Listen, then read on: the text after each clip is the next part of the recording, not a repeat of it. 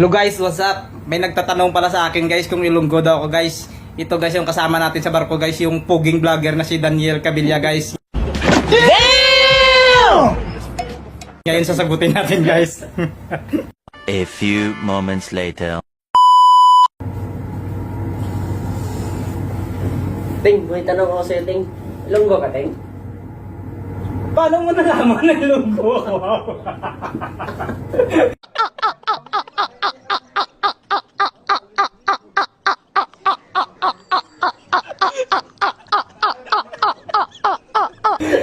Sa pananamit ko o sa paglalakad ko?